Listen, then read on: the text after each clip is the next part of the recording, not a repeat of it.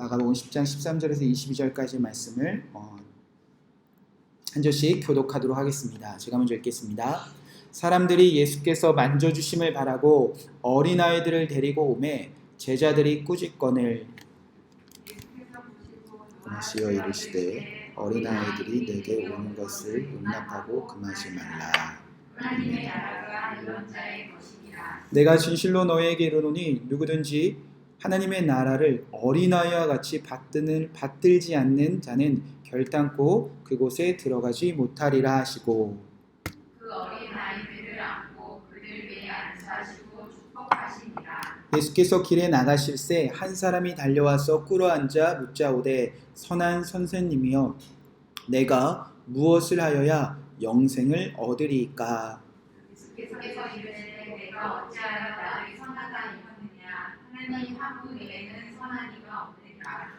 내가 계명을 안 하리. 살인하지 말라, 간음하지 말라, 도둑질하지 말라, 거짓 증언하지 말라, 속여 빼앗지 말라, 내 부모를 공경하라 하였느니라. 그가 여쭤가되 선생님이여 그것은 내가 어려서부터 다 지켰나이다.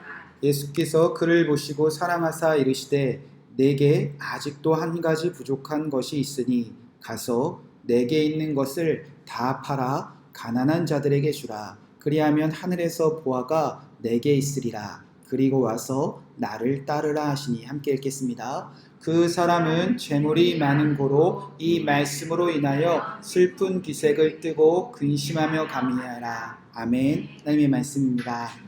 네, 오늘은 마가복음 10장 13절에서 22절 어린아이와 같이라는 말씀 제목, 제가 나눠드린 설교문에는 하나님의 나라가 이런 자의 것이니라 이렇게 기록되어져 있습니다.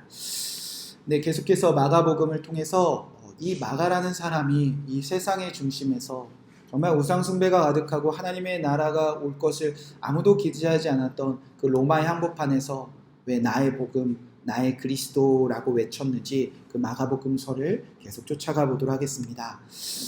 지금 예수님과 제자들은 계속 거듭해서 말씀드리지만 예루살렘 그 성전을 향하여 걸어가고 계셨습니다. 바로 예수님은 십자가를 향하여 걸어가고 계셨습니다. 예수님은 왜 본인이 그리스도인지, 어떻게 이 세상 사람들을 구원하여 하나님의 나라로 인도하실 것인지 제자들에게 보여주기 시작합니다.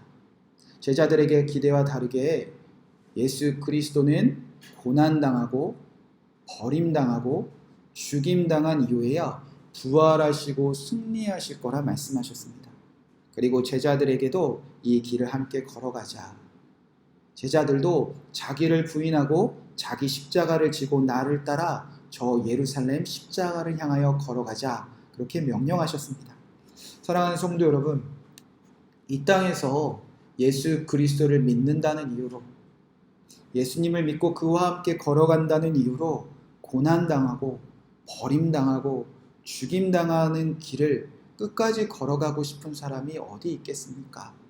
그러나 예수님은 분명히 죽기 전에 하나님의 나라를 보는 자들이 있다고 말씀하셨고, 이 하나님의 나라에 대하여 분명히 눈이 열린 자들은 예수님과 함께 십자가를 향하여 걸어갈 수 있다고 약속해 주셨다는 겁니다. 그래서 우리가 읽고 있는 9장 10장에서는 이제 예루살렘으로 가시는 그 길까지, 이 죽기 전에 하나님의 나라를 보고 끝까지 제자들과 함께 이 길을 걷기 위해서 예수 그리스도는 하나님의 나라에 대해서 제자들에게 자세히 조금씩 눈을 열어주고 계십니다. 오늘도 역시 예수님은 제자들에게 하나님의 나라에 대해서 눈을 열어주고 계십니다. 바로 하나님의 나라는 어린아이와 같이 하나님의 나라를 받아들이는 자의 것이다 라고 말씀하셨다는 겁니다. 여러분, 질문입니다. 여러분, 그렇다면 여러분, 도대체 몇 살부터 몇 살까지가 어린아이라고 생각하면 좋을까요? 도대체 예수님은 어떤 연령은 어린아이라고 하셨을까?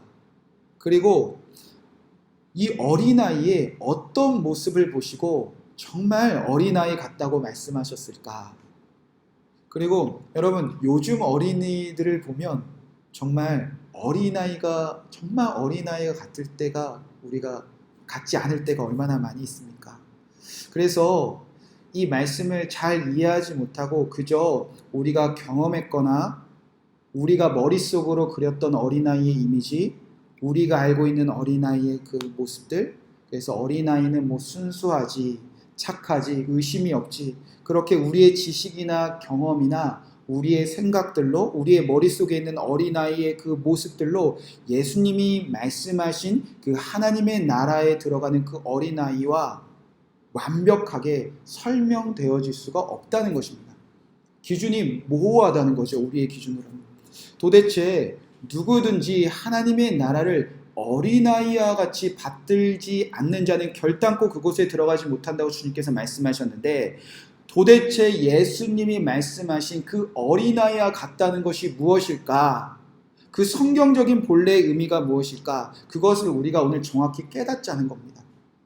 오늘 말씀에 이 어린아이의 정체를 잘 파악하기 위해서는 오늘 본문을 중심으로 그 전과 후에 자리 잡은 이 본문과 잘 연관지어서 우리가 생각해 볼 필요가 있습니다. 왜냐하면 예수님이 이 어린아이와 같아야 된다 라고 말씀하신 그 어린아이와 대조되어 마치 비교되어지는 그 사람들의 모습이 오늘 우리가 읽은 본문 전과 앞에 자리 잡고 있기 때문이라는 겁니다. 먼저 지난주 말씀 중에 등장했던 바리새인들이 이 어린아이들과 상반되어지는 의미입니다. 지난주 본문 10장 1절에서 12절까지 보면 바리새인들이 등장됩니다. 이 바리새인들은 예수님을 시험에 빠뜨리고자 했던 사람들이었습니다. 바리새인들은 대단히 율법적인 열심을 가지고 있었고요. 그 열심이 어느 정도였냐면 제가 지난주 말씀을 읽어드리며 10장 2절에서 4절 말씀이 이렇게 기록되어져 있습니다. 바리새인들이 예수께 나와 그를 시험하여 묻되 사람이 아내를 버리는 것이 옳으니까 대답하여 이르시되 모세가 어떻게 너희에게 명하였느냐? 이르되 모세는 이혼 증서를 써주어 버리기를 허락하였느니라. 얼마나 율법적인 열심이 있었는지 율법으로 예수님을 시험에 넘어뜨리려고자 했다는 겁니다. 예나 지금이나 하나님의 나라의 뜻은, 하나님의 나라에서 이루어진 뜻은 남자와 여자가 하나 되면 절대 사람의 뜻으로 둘로 나누지 못하는 것이 하나님의 뜻인데, 남자가 아내를 버리는 것이나 아내가 여자를 버리는 것은 절대 옳지 않은 것은 다 아는 사실이었다는 겁니다. 그럼에도 불구하고 바리새인들은 아내를 버리지 못한, 옳지 못한 일을 하고 싶은 그 욕망 때문에 어떤 일을 했냐면 열심히 말씀을 찾았습니다. 열심히 율법을 들었습니다. 그리고 그들의 끝없는 열심 끝에 그 성경 속에서 이혼 증서라는 단어를 찾아냈습니다. 그리고 율법에 담긴 뜻과 정신도 모른 채, 아니 율법에 담긴 뜻과 정신을 정확하게 안다 할지라도 내 욕망 하나 채우기 위해서 내가 찾아낸 성경의 단어 하나를 찾아내고 율법에 담긴 뜻과 정신도 열심히 왜곡해서 열심히 아내를 버리고 살았습니다. 열심히 죄짓고 살았다는 겁니다. 그리고 열심히 자기의 죄를 정당화시키고 자신들의 삶을 오히려 열심히 자랑하며 사는 사람들이 바로 바리새인들이었습니다. 그런 바리새인들을 향하여 예수님은 어떻게 평가하셨습니까? 10장 5절에 보면 예수께서 그리스도들에게 이르시되 너희 마음이 완악함으로 말미암아 이 명령을 기록하였거니와. 예수님은 바리새인같이 율법적인 열심을 가지고 사는 사람들에게 마음이 완악한 자들이다 라고 경고하셨다는 겁니다. 이 모세의 이혼 증서가 기록된 그 신명기 때나 지금 예수님 앞에서 시험하고자 했던 그 바리새인들의 마음의 공통점은 완악함이 있었다는 겁니다. 이 이혼 증서라는 이 기록은 마음이 완악함 때문에 기록되어졌다는 겁니다. 마음이 완악한 단어는 어떤 단어였죠? 차갑게 마음에 굳어버리고 식어버렸다는 뜻입니다. 하나님이 무엇을 보여주셔도 하나님이 보여주신 것을 보고도 마음이 꿈쩍도 하지 않는 상태가, 하나님이 분명히 무언가를 딱 꺼내놓고 이것이 너희에게 줄 것이다 라고 아무리 얘기해도 그 하나님이 보여주신 것에는 마음이 굳어버린 상태들이 바로 마음이 완악한 상태였다는 겁니다. 자, 신명기 때나 지금 마가복음 때나 하나님 앞에서, 예수님 앞에서 지금 하나님은 무엇을 보여주고 계셨는데 이들은 무엇을 향하여 마음이 완악해져 있었습니까? 바로 가까이 다가온 하나님 나라였습니다. 모세 때도 그 요단강 건너 하나님의 나라를 바라보면서도 하나님의 나라를 향하여서 마음이 다 굳어져 있었고요. 지금 바리새인들을 향하여 예수님이 찾아오셔서 회개하라 천국이 가까이었다 아무리 말씀하셔도 그들의 마음은 꿈쩍도 하지 않았다는 겁니다. 하나님의 율법을 자랑하고 하나님의 율법을 지키는 것을 자랑하면서도 자신의 하나님의 율법을 잘 지켜서 하나님의 나라에 갈 자라고 그렇게 끊임없이 자랑하면서도 하나님의 나라에 대해서는요 하루 1시간 1분 1초도 마음이 설레어 본 적도 없는 사람들이 누구냐? 바로 바리새인들이었다는 겁니다. 그런데 하나님의 나라를 향해서 마음이 식어버린 사람들이 신기하게도 무엇만 보면 마음이 막 콩닥콩닥 뛰고 마음이 설레기 시작하고 없던 마음도 불끈불끈 쏟아다 마음이 막 요동치고 몸과 마음이 무엇을 위해서 열심히 살기 시작했냐? 바로 구원받지 못한 이방인들과 똑같이 살고 싶은 마음에는 그들의 마음이 막 뛰기 시작했다는 겁니다. 세상 사람들처럼 살고 싶었다는 겁니다. 그거에는 마음 다 빼앗겨 버렸다는 겁니다. 실제로 이 모세의 이혼 증서가 등장했었을 때 하나님의 나라에 가까이 든 신명기의 그 말씀 속에서 이방인들처럼 사는 삶의 대표적인 죄는 무엇이었냐? 바로 합체를 범하는 일이었습니다. 간음하는 일이었습니다. 마치 하나님을 버리고 우상과 간음하는 애굽 사람들이나 가나안 사람들, 그리고 몰렉에게 간음하며 자신의 자녀조차 불에 태워 죽였던 그 사람들은 사람들과 마음껏 간음하며 살았다는 겁니다.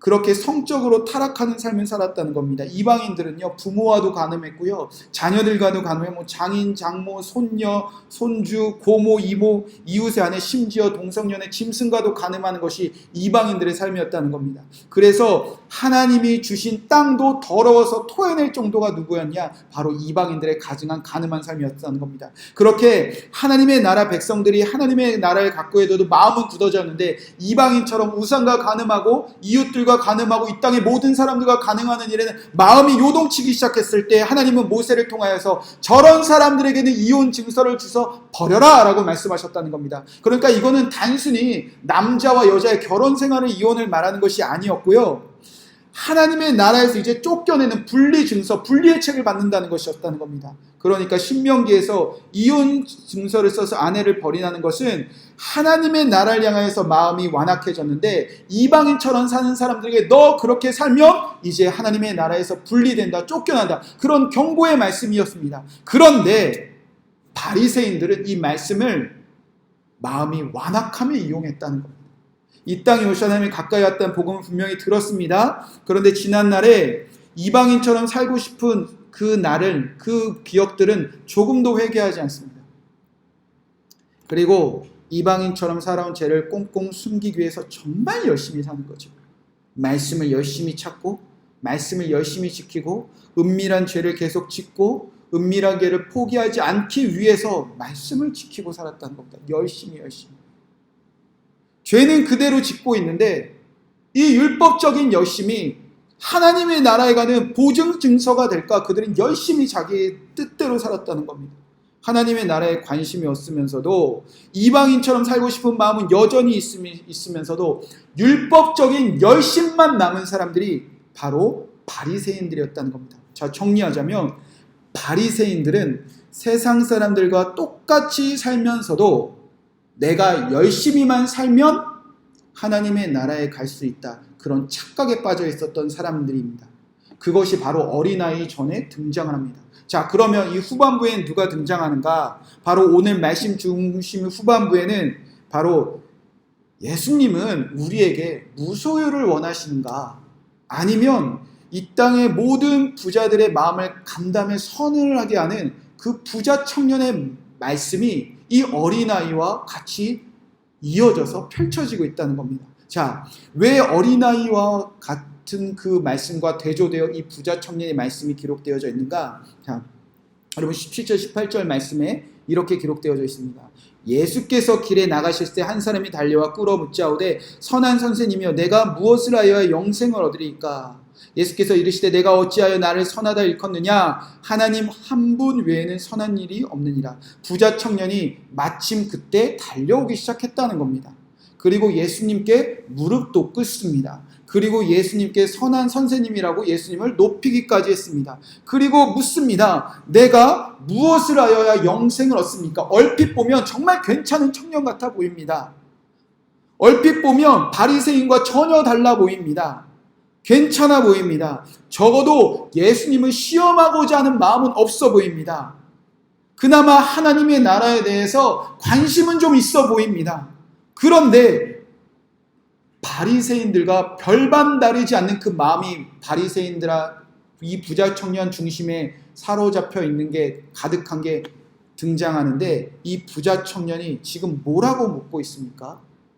내가 무엇을 하여야 영생을 얻습니까? 바리새인과 똑같은 질문하고 있는 겁니다. 아무리 괜찮아 보여도 바리새인처럼 율법적인 열심을 가지면 하나님의 나라에 갈 수 있습니까? 그와 똑같은 질문이 어린아이를 중심으로 양쪽에 펼쳐져 있다는 겁니다. 예수님, 나 뭐하면, 내가 무엇을 더하면, 내가 무엇을 열심히 하면 하나님의 나라 갈 수 있죠? 자기 열심을 자랑하러 왔다는 겁니다. 그러니까 예수님이 똑같이 묻습니다. 부자 청년에게. 내가 19절 말씀입니다. 내가 계명을 알지 않느냐? 살인하지 말라, 간음하지 말라, 도둑질하지 말라, 거짓 증언하지 말라, 속여 빼앗지 말라, 내 부모의 공경하라. 그렇게 말씀하셨습니다. 그러자 부자 청년이 바리새인들과 똑같은 마음을 아주 자신 있게 대답하는 겁니다. 그가 여짜오되 선생님이여, 이것은 내가 어렸을 때부터 다 지켰습니다.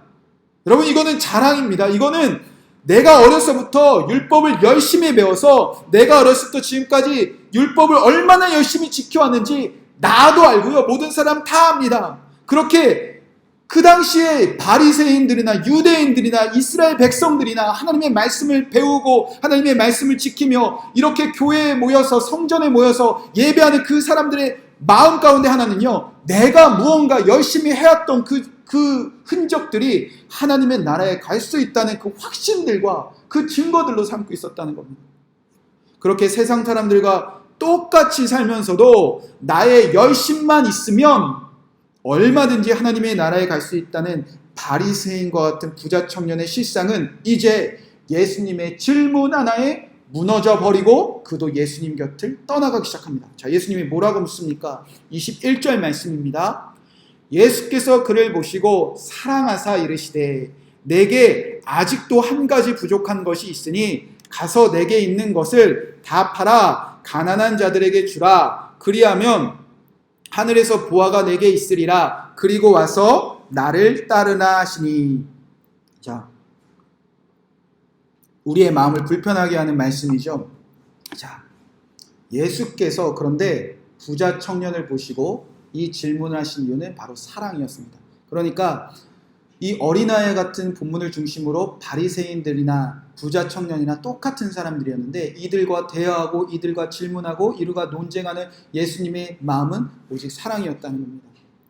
그런데 이 사랑으로 율법적인 열심을 자랑하는 내가 무언가 열심히 함으로 내 죄도 덮고 내 죄도 없는 걸로 되고 하나님의 나라에 갈 수 있다는 확신을 가진 그 사람에게 예수님이 사랑을 가지고 말씀하십니다. 부자 청년아, 내게 아직 부족한 한 가지가 있는데 가서 내게 있는 것을, 그것도 조금이 아니라 10분의 1이 아니라 일부분이 아니라 어떻게 팔라고 하죠? 다 팔아. 다 팔아라. 그리고 가난한 자들에게 주라. 그리하며 하늘에 보화가 있느니라. 여러분, 이 말씀 우리가 잘 이해할 필요가 있습니다. 예를 들어서 어떤 유명한 교회 목사님이 계십니다.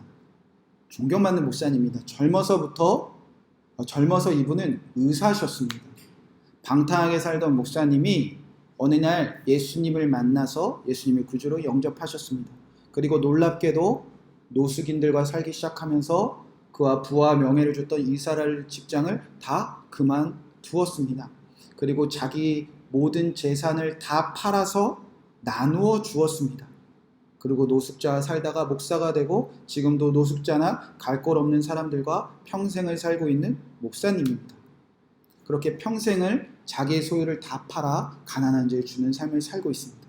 여러분, 그리스도의 삶을 보여주신 정말 존경받아 마땅한 목사님입니다. 그런데 문제는요, 그 존경받는 그리스도 그 인의 모형을 보여주신 그 목사님의 교회를 다니시는 성도님들과 제가 대화를 나누어 보니까 짜증이 나더라고요. 솔직한 마음. 그 교회 성도님은 어떤 말씀들을 하셨냐면, 우리 교회 목사님과 다른 한국 교회 목사님들은 다 가짜래요. 자기 소유를 다 팔아 가난한 자들에게 나눠 주어야 되는데 한국 교회 목사들은 다 가짜래요. 자, 거기서 그치지 않습니다. 우리 교회 성도님들처럼 자기 소유를 다 팔아서 이 공동체가를 생활하지 않는 이 땅의 모든 한국 교회 성도들도 다 가짜래요. 그러면서 하시는 말씀이, 하나님 나라 못 갈 텐데 못들 하고 있는 거예요. 여러분, 가난한 자들에게 여러분의 재산을 다 팔아 나눠주는 것이 하나님의 나라에 갈 수 있는 완전하고 충분한 절대적인 유일한 조건이 맞습니까? 가난한 자들에게 여러분의 재산을 다 팔아 나눠주면 하나님 나라 가고, 가난한 자들에게 내 재산을 팔아주지 아니하면 하나님 나라 못 가는 게 맞습니까? 우리가 지난주에 코로나19로 인하여 구제헌금을 하기로 했습니다. 다른 어려운 형편에 마음을 모아주셨고 귀한 구제헌금을 이웃 사랑하는 헌금으로 모았습니다. 여러분, 그런데 지난주에 여러분의 소유를 다 팔아 구제헌금 하셨습니까? 오늘 말씀을 잘 이해하지 못하면요, 오늘 우리가 해야 될 일들은요, 지금 교회에 모여서 예배하고 집에서 인터넷 예배할 이런 시간들이 없지 않습니까? 지금 당장 뛰어가서 집문서 정리하고 통장 다 정리하고 재산 다 팔아서 가라는 사람에 다 나눠주고 남은 재산 인나 탈탈 털어서 짓줘야 그렇게 천국 가는 이의 마음 돼야지 우리가 이런 일에 시간 낭비할 필요가 있습니까? 여러분, 분명한 것은요, 예수님은 그 어떤 누구에게도 가난을 절대적으로 강요하신 적이 한 번도 없으시다는 겁니다. 우리가 인생에서 가난을 허락할 때도 있고 부유함을 허락하실 때도 있다는 겁니다. 주님이 우리에게 원하시는 거는요, 가난할 때나 부할 때나 자기를 부인하고 자기 십자가를 지고 하나님의 나라에 끝까지 가는 거지, 가난할 때나 부할 때나 십자가의 길을 끝까지 걸어가 하나님의 나라를 이루며 사는 것이, 여러분의 소유를 다 팔아 가난한 사람에게 나눠주는 것이 주님이 여러분과 함께 동행하는 목적이 아니라는 겁니다. 그래서 지금 이 말씀을 잘 이해할 필요가 있습니다. 예수님이 율법적인 나의 열심으로 하나님의 나라를 갈 수 있는 이 전에 등장했던 바리새인들이나 부자 청년들에게 사랑하사 하신 말씀은 사실은 무엇을 팔라가 아니라 21절에 이 말씀이 핵심입니다. 다시 한번 읽어보도록 하겠습니다. 예수께서 그를 보시고 사랑하사 이르시되 내게 아직도 한 가지 부족한 것이 있다. 여러분, 이게 율법적인 열심을 가진 사람들의 다 무너지는 자리라는 겁니다. 예수님이 정말 사랑하셔서 내가 열심으로 하나님 나라 갈 수 있다 믿는 사람들이 하고 싶은 말씀이라면, 내가 아무리 열심히 살아도, 내가 아무리 성경 뒤져도, 내가 아무리 성경의 말씀 다 지키려고 해도 이 성경의 한 가지만 우리의 삶에 대입해 봐도 다 무너지는 자리가 있다는 겁니다. 우리의 열심에 반드시 한계가 있다는 겁니다. 여러분, 지금 성경책을 펴시고요, 여러분 성경의 어떤 말씀을 찾고 그 말씀에 비추어서 여러분의 삶과 하나만 비교해 보세요. 부자 청년에게 부족한 한 가지는 내게 있는 것을 다 팔아 가난한 자에게 나눠주지 못하는 것이었습니다. 그런데 어떤 누구가 가난한 것을 다 팔아 나눠준 것 때문에 내가 하나님의 나라를 자랑하는 그 사람에게 성경책을 펴고 예수님이 사랑하사 내게 있는 한 가지를 말씀하시고 그것 하라고 한다면 그는 똑같이 떠날 수밖에 없는 열심엔 한계가 있다는 겁니다. 여러분, 하나하나 찾아보세요. 그게 어려운 일이 아니잖아요.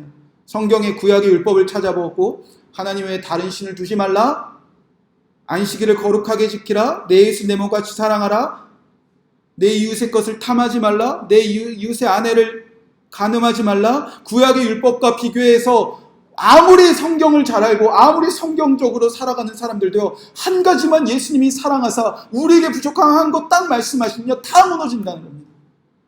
예수님이 이 땅에 오셔서 이 성경의 구약의 율법에 이 온전하게 하신다는 산상수훈의 말씀 하나하나를 저와 여러분에게 다 대입해보면요, 우리의 지난날의 종교적인 열심 다 무너진다는 겁니다. 예수님이 어떤 사람이 천국 간다고 말씀하셨습니까? 온유한 자, 또 예수님께서 심령이 가난한 자, 애통한 자, 온유한 자, 의에 줄인 자, 목마른 자, 긍휼히 여기는 자, 마음이 청결한 자, 화평한 자, 의를 위하여 박해받는 자, 하나만 대입해도 우리 그날 그 자리에서 다 무너진다는 겁니다. 너희는 세상의 빛이다. 너는 세상의 소금이다. 노하지 말라, 간음하지 말라, 거짓 맹세하지 말라, 악한 자를 대적하지 말라, 오른뺨을 맞으며 왼쪽 편도 돌리라, 원수까지 사랑하라. 그렇게 하나님의 계신 너희 아버지의 온전함과 우리에게 온전하게 한다는 이 하나님의 말씀이 우리에게 한 가지 한 가지 주님께서 사랑하는 말씀하신다면 다 떠나갈 수밖에 없는, 우리는 우리의 열심으로 아무것도 할 수 없는 사람이라는 겁니다. 이를 적용하고 제자들의 사도에 기록된 그 복음서나 그 말씀들을 살펴보면요, 우리가 지키지 못하는 말씀이 얼마나 많이 있습니까? 남편도 사랑하지 못하고, 아내도 사랑하지 못하고, 자녀도 노엽게 하지 못하고, 아무리 열심히 우리가 살다고 할더라도 우리는 말씀 앞에서 다 무너지는 것이 있다는 겁니다. 이 부자 청년처럼 말씀을 다 지켰습니다. 어려서부터 지금처럼 정말 열심히 말씀 지키고 살았습니다. 그러나 사랑하사 우리가 지키지 못하는 하나님의 말씀만 우리에게 던져주셔도 우리는 슬퍼하며 근심하며 그 말씀대로 지금도 앞으로도 살 수 없는 내 실제를 발견하고요, 예수님 앞에서 슬피 울며 떠나갈 수밖에 없는 우리의 열심은 완전하지 않는 존재라는 겁니다. 그래서 바울도 탄식하지 않습니까? 오라, 나는 곤고한 자로다. 누가 이 사망에서 나를 건져낼 것인가? 아무리 율법에 능통하고 아무리 율법을 잘 지켰던 그가 깨달은 것은 자기는 죄인이고 자기는 죽을 수밖에 없었다는 겁니다. 그래서 어려서부터 하나님의 말씀을 잘 지켜온 부자 청년도 한 가지 부족함 때문에 예수님을 떠나갑니다. 그 사람은 재물이 많은 거로 이 말씀으로 인하여 슬픈 기색을 띠고 근심하는 게 아니라 괜찮은 사람은 아닙니다. 부자 청년과 바리새인은 똑같은 사람입니다. 하나님의 나라를 위하여 그동안 열심으로만 살아왔던 사람, 이방인들과 똑같이 살아오던 내 삶 그냥 포기 못했던 사람, 그냥 이방인들처럼 부자로 사는 것이 여전히 좋은 사람, 하나님 나라를 향해서는 마음이 완악해져 있지만 세상 사람들처럼 부자처럼 사는 것에 마음이 매일매일 요동치는 사람. 여러분, 이것이 나의 열심으로 하나님의 나라를 갈 수 있던 사람들의 한계입니다. 누구나 나의 열심으로는 넘지 못하고 지키지도 못하고 다 깨닫지도 못하고 매일 똑같이 넘어지고도 또 넘어져서 근심하며 예수님을 떠나고 싶은 그 말씀의 자리들이 어떤 훌륭한 목사에게도 다 있고요, 어떤 거룩한 성도에게도 다 드러나는 자리가 있다는 겁니다. 그러니까 바리새인과 부자 청년들처럼 이 땅이 그렇게 살아간 사람이 너무나 많이 있다는 겁니다. 세상 사람들과 똑같이 살아가면서 하나님의 나라가 가까이한데도 회개하고 주님께 돌아오기는커녕 여전히 나의 열심으로 하나님의 나라에 갈 수 있다. 그리고 예수님이 그들에게 한 말씀 하시면 그 말씀에 회개가 일어나는 것이 아니라 떠나가는 사람들. 이 두 가운데 예수님이 이제 진짜 하나님의 나라를 갈 자를 말합니다. 바로 누구입니까? 하나님의 나라를 내가 쟁취하는 것이라 아니라 어떻게 하는 사람? 받아들이는 사람. 바로 어린아이와 같은 자가 바리새인과 부자촌과 다른 사람이었다는 겁니다. 그래서 13절에 가면 이렇게 얘기합니다. 사람들이 예수께서 만져주심을 바라고 어린아이를 데리고 왔다, 이렇게 기록되어 있습니다. 사람들이요, 예수님께 나오기 시작하는데 혼자 온 것이 아니라 어린아이들을 데리고 나왔다는 겁니다. 자, 사람들이 어린아이를 데리고 온 이유가 무엇입니까? 예수님, 이 어린아이들 좀 뭐 해주세요? 만져주세요. 이 만져주심 하나만 바라고 이 부자 청년들과 바리새인들 사이에서 어린아이들이 만져달라고 나왔다는 겁니다. 여기서 만져주다라는 이 단어가 우리가 정확하게 이해할 필요가 있는데, 이 단어는요, 함토마이라는 헬라어를 쓰는데, 단순히 여러분이 지나가는 남의 집 자식들, 아이 귀여워, 아유 예쁘네, 머리 쓰다듬고 그냥 아무 관계없는 사람처럼 스쳐 지나갈 때 그런 쓰다듬는 쓸 때는 전혀 한 번도 성경에 쓰인 적이 없습니다. 이 함토마이라는 단어는요, 이 만지다라는 뜻보다는 이제 소속되어지다, 이제 관계하다라는 단어입니다. 즉 전혀 상관없는 두 사람이 접촉됨으로, 만짐으로 이제 서로가 서로에게 소속되고 서로가 뗄래야 뗄 수 없는 관계를 맺어질 때 성경에서 함토마이라는 단어는 그때만 쓰입니다. 그래서 이 함토마이, 이 만지다라는 단어는 신약 성경 때 아무 때나 쓰이는 게 아니라 성경에서 딱 33번 쓰이는데, 예수님이 병자들을 만지시거나 병자들이 손을 뻗어 예수님을 만지실 때, 이 병자들이 고침받을 때 이 예수님과 관련된 복음서에서 딱 29번 쓰이고요. 그리고 나머지는 고린도전서 7장 1절, 고린도서 6장 17절, 골로새서 2장 12절, 요한일서 5장 18절 딱 4번. 이때 4번은 무엇인가? 이미 깨끗해진 자가 더러워진 거 만지지 말라. 이 소속된 거 관계를 깨트리지 않기 위해서. 그러니까 결론적으로 예수님이 누군가 만져서 소속되고 관계되어질 때만 이 함토마이를 쓴다는 겁니다. 자, 왜 이 함토마이라는 단어는 특별하게 쓰이는가? 왜 병자에게만 관련돼서 쓰이는가? 여러분, 그 당시 병은 부정함의 상징이었습니다. 병 걸리면 어떻게 되죠? 하나님의 나라에서 쫓겨내서 분리되어지고 소속과 관계가 다 깨어집니다. 격리되어진다는 거죠. 지금 코로나처럼 세상과 단절되고 세상과 격리되는 것처럼 하나님의 나라의 공동체에서 병 걸렸어? 이방인처럼 살았구나. 그래서 끄집어내서 다른 데 격리시켜 놓는, 아무런 소속과 아무런 관계되어서 다 끊어진 상태가 바로 이 병든 사람들이었습니다. 그런데 이 병든 사람들이 하나님의 나라에서 쫓겨난 상징정을 가지고 있는 사람들이 다시 하나님의 나라에 소속되고 관계되어지는 방법은 딱 하나밖에 없습니다. 누구에게 뛰어가야 되죠? 제사장에게 뛰어가면 제사장에게 그 병든 것을 보여주면 제사장이 어떻게 하니까? 그 사람을 만집니다. 어떻게 만지죠? 그를 위해서 속죄 제사를 드려주고 그 머리에 기름을 부어 안수함으로, 만짐으로, 기름을 발라줌으로 깨끗함을 선포할 때만 그가 하나님의 나라에 돌아온다는 겁니다.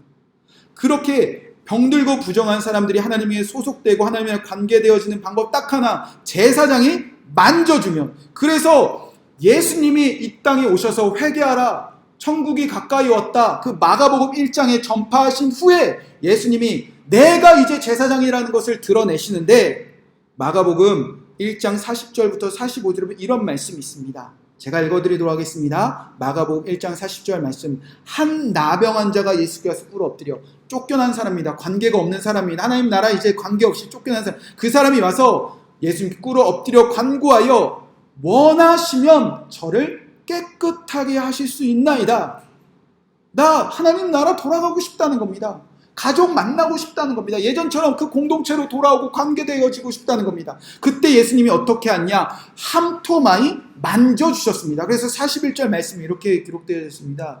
예수께서 불쌍히 여기사 손을 내밀어 그에게 대심해, 여기서 대심해가 함토마이, 이르시되 내가 원하노니 깨끗함을 받으려 하시니 곧 나병이 그 사람이 떠나고 깨끗하여진지라. 예수께서 불쌍히 여기사 만져주셨습니다. 그러자 그가 하나님의 나라에 들어오게 됩니다. 예수님이 그렇게 경고하십니다. 곧 보내시며 엄히 경고하사 이르시되 삼가 아무에게도 말하지 말라. 가서 내 몸을 제사장에 보이고 내가 깨끗하게 되었으니 모세가 명한 것을 드려 그들에게 입증하라.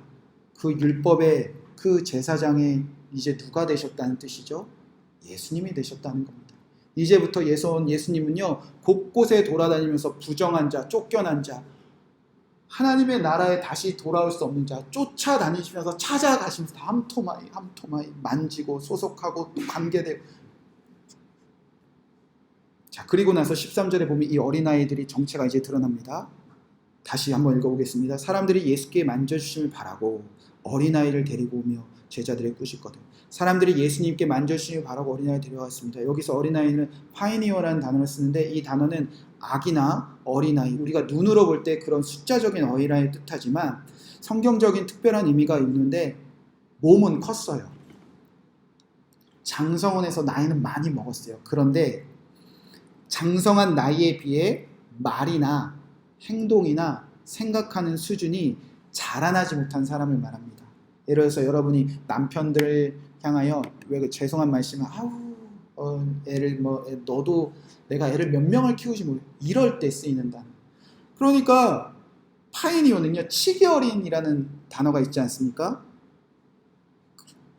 이 파이니어는 치기 어린, 장성한 것 같은데 아직 장성하지 못한 그리스도인들한테 채택할 때 이 어린아이들만, 그러니까 오늘 사건을 재구성을 해보면요, 이스라엘 백성들이 하나님의 나라를 백성들로 살아온 열심들은 너무나 많이 있었습니다. 바리새인들과 부자 청년들처럼 어려서부터 하나님 말씀 열심히 배웠지요. 어려서부터 말씀 열심히 지키고 살았죠. 주일날 예배 빠져본 적이 없죠. 그리고 목숨처럼 월화수목금토 율법 지키고 살았죠. 그들은 스스로 이제 장성했다고 믿고 있었다는 겁니다. 내가 열심히 살아왔으니까, 내가 열심히 하나님의 나라를 쫓아갔으니까, 내가 하나님의 나라를 쟁취해서 열심히 살아갔으니까 나는 하나님의 나라를 갈 수 있는 장성한 사람이 되었다. 근데 뚜껑을 열어보니까 어떤 아이와 같았다는 거죠? 어린아이와 같았다는 겁니다. 그 어린아이와 같은 사람들이 자신들을 직면하고, 하나님의 나라에 소속되지 못한 나를 직면하고, 하나님의 나라에 관계되지 못했던 나를 직면하고 깨닫고, 그리고 주님께 돌아오면 되는데 바리새인처럼 예수님을 시험하기나 하고, 부자 청년처럼 예수님 앞에서 근심하며 내가 지킬 수 없는 그 말씀 때문에 쫓아 떠나가기나 하고. 그러니까 여기서 어린아이들은 실제로 누구를 말하는가? 바리새인 같은 사람들이에요. 실제로 부자 청년들이 어린아이와 같은 사람들이었어요. 이해가 되시죠? 스스로 장성했다고 믿지만 여전히 그리스도의 장성한 분량, 하나님의 나라에 소속되지 못한 채 여전히 율법적인 그 열심만 자랑하는 바리새인과 부자 청년이 실제로는 어린아이와 같았다는 겁니다. 그런데 어떤 바리새인들은 예수님을 시험하고 예수님과 싸우다 도망가고, 어떤 부장 청년은 열심을 가지고 왔다가 내게 부족한 한 가지 때문에 도망가는 사람들도 있었던 반면, 어떤 사람들이 이제 두 손들만 다 들고 저 어린아이 맞습니다, 사람들의 손에 이끌려 포기하고 끌려온 어린아이 같은 바리새인과 어린아이 같은 부자 청년도 그 당시에 있었다는 겁니다. 그들은요 이제 열심히 안 살겠다는 거예요. 나의 열심 포기하겠다는 거예요. 그들은 또 다른 누군가의 손에 붙들려 제사장인 예수님께 두 손 두 발 들고 다 찾아오고 있었다는 겁니다. 이제는 하나님의 나라를 위하여 나의 열심으로 살았던 것 소용없는 것 깨달았습니다. 나는 언제나 예수님을 시험하고자 하고, 언제나 이방인처럼 살고 싶고, 언제나 이방인처럼 살고 싶은 거 포기하지 못하고, 열심히 살면서도 예수님 사랑해서 나에게 주신 한 가지 말씀조차 지키지 못하는 것, 나 이제 다 깨달았으니까 나는 이제 누군가 나를 이끌고만 간다면 예수님 나를 만져주셔서 이런 부정한 나도, 이런 율법적인 열심만 자랑하면서 나도 언제나 한 가지 부족하여 예수님을 그 앞에서 근심하며 슬퍼 떠나가며 하나님의 나라와 조금도 소속되지 못하고 조금도 관계되신 이 부정한 나를 예수님 이제 만져주신다면 나 하나님의 나라의 백성 되고 싶습니다. 그리고 이게 어린아이들이에요. 이 어린아이들은 이제 나의 열심을 포기한 사람들입니다. 순수한 사람, 착한 사람, 그런 뜻 아니라는 거죠. 열심히 살았던 바리새인 사람을 포기하고, 열심히 살았던 부자 청년의 사람을 포기하고, 내가 어려서부터 다 지켜왔습니다, 그 자리 다 포기하고, 내가 무엇을 하면 하나님의 나라에 갈 수 있습니까? 라는 질문 다 포기하고, 나는 하나님의 나라에 가기 위해서 이것을 해왔습니다 라는 그 모든 질문들 다 포기하고, 이런 나도 끌고 가서 예수님 앞에서 무릎 꿇게 한다면, 이런 나도 예수님이 만져만 주신다면 나 하나님의 나라 갈 수 있는 것을 믿습니다. 하나님의 나라 갈 수 있게 나같이 부정한 사람도 좀 만져주세요. 여러분, 이게 어린아이입니다. 그런데 제자들이 어떻게 하고 있죠? 꾸짖고 있습니다. 여러분, 그러니까 예수님이 화내시는 거예요. 어린아이 와서 시끄럽고, 어린아이 와서 방해하고, 성경에 그런 단어 하나도 없습니다. 바리새인들이 만져달라고 오는데, 부자 청년들이 만져달라고 오는데 제자들이 쫓아내니까 예수님이 화를 내죠. 그리고 이제 선포하십니다. 예수께서 보시고 노하여 이르시되 어린아이들이 내게 오는 것을 용납하고 금하지 말라. 하나님의 나라가 이런 자의 것이니라. 내가 진실로 너에게 이르노니 누구든지 하나님의 나라를 어린아이와 같이 받아들이지 않는 자는 결단코 그곳에 들어가지 못하리라 하시고, 예수님은 바리새인도 사랑하시고 예수님은 부자 청년도 사랑하셨습니다. 그런 어린아이 같은 사람이 나의 열심 포기하고 어린아이처럼 예수님께 나 좀 만져달라고 온다면 어떠한 부정함도 깨끗하게 하사 하나님의 나라 갈 수 있게 하신다. 여러분, 그게 하나님의 나라의 진리입니다. 어찌 예수님이 사랑하는데 어찌 이 사람들 안 만져주실 수가 있겠습니까? 그렇게 예수님은 이 어린아이와 같은 장성했다고 믿지만 여전히 바리새인들처럼, 여전히 부자 청년처럼 부족한 것이 너무나 많은 그 사람들이 만져달라고 오기만 하면 어떻게 하신다는 거죠? 16절 말씀입니다. 그 어린아이들은 안고 그들이 위해 안수하고 축복하시니라. 제사장이 되셔서 만져주시고 안수하여 축복하여 너는 이제 하나님의 나라의 백성이 되었다 선포하신다는 거예요. 모세가 실제로 어린아이 때 그는 아무것도 할 수 없을 때 사람들의 손을 이끌려 나일 강가에서 구원을 받았습니다. 그런 모세가 가장 위험했을 때가 언제입니까? 스스로 장성했다고 믿었을 때입니다. 그 나이가 40이 되었을 때 애굽의 왕으로 좀 살았다고, 좀 힘 좀 세졌다고, 그 40대였습니다. 그때 모세가 나의 열심으로 한 일은 무엇입니까? 자기 백성들 구하기 위해서 한 일은 무엇입니까? 겨우 사람 쳐 죽이고 도망가는 일이었습니다. 그가 다시 하나님의 나라를 위하여 하나님과 같이 걸어갔을 때는 언제입니까? 다시 어린아이 같을 그에게 찾아와 그에게 만져주시고 하나님으로부터 선포되신 그 하나님의 나라를 그저 받아들일 때였습니다. 그래서 무디는 모세의 인생을 세 가지로 구분합니다. 처음 40년간은 모세는 I'm somebody. 그때 모세는 자기가 굉장한 사람인 줄 알고 나의 열심을 가지고 착각하며 살았다는 겁니다. 두 번째 40년은 미디안 광야에서 철저하게 이거 한 가지 배웠다고 무디는 모세를 평가합니다. I'm nobody. 나는 아무것도 아니었습니다. 나의 지난 열심, 나의 지난 세월 아무것도 아니었습니다. 그리고 마지막 40년은 얼마나 멋지게 살았습니까?